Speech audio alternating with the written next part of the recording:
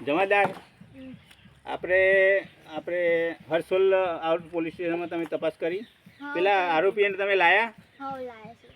એના ટોંટિયા ભાગી નાખો સાલું બહુ તોફાન કરે ચોરી કરે છે બરાબર છે કોઈ ચમરબંધીને છોડવામાં નહીં આવે આ કહી દીધું તમને તમારે શું છે ભાઈ અહીંયા આવો બેન આ બાજુ આવો કેમ આવ્યા છો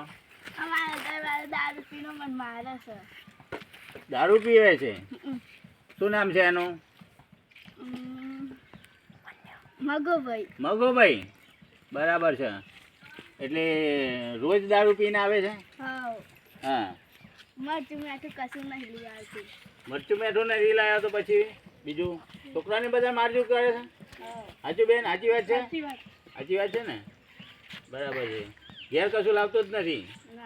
અને શું કરે છે ધંધો શું કરે છે એટલે વચમાં તો અમારે તો ગાડી ચલાવે છે ને સાચી વાત છે અરે પણ આ દારૂડિયાનો તો એટલો જમાદાર ત્રાસ છે ને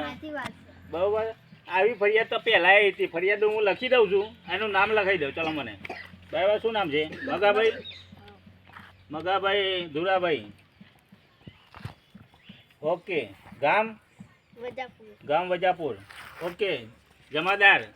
તાત્કાલિક તમે જાઓ આમની સાથે બરાબર છે અને પછી તપાસ કરો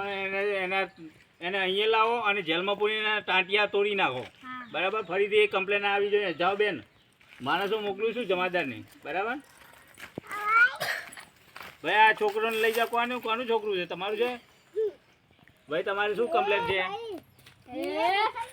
એ લડવાનું નહીં અહીંયા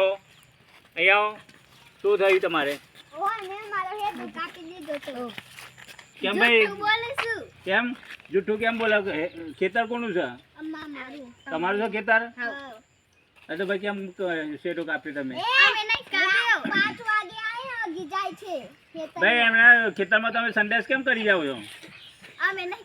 ત્યાં કોણ કરે છે નાના છોકરાઓ કરે છે હે ભાઈ એવું બગાડ કરવાનું નહીં ને એમના ખેતરનું બગાડ કરવાનું નહીં તમારે બરાબર એવી લુખી દાદાગીરી કરવાની નહીં અને કોઈને ધાક ધમકી ચાલવાની નહીં પોલીસ તમારા મિત્ર છે પોલીસને જે તમારે સલાહ લેવી સૂચન લેવું પોલીસ તમારી હર હંમેશા હાજર છે 24 કલાક પોલીસ સ્ટેશન ખુલ્લું છે બરાબર તમારી માથાકૂટ કરવાની નહીં સીધા જ પોલીસ સ્ટેશન આવી જવાનું બરાબર મારામારી કરવાની નહીં કોઈ નહીં બરાબર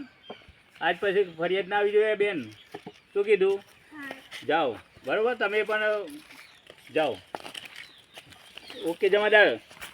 હર્ષોલની પેલી કમ્પ્લેન હતી ને આપણી વજાપુરની ત્યાં તપાસ કરવા જાઓ ચાલો ચલો અને હું જરા રાઉન્ડ મારીને આવું બરાબર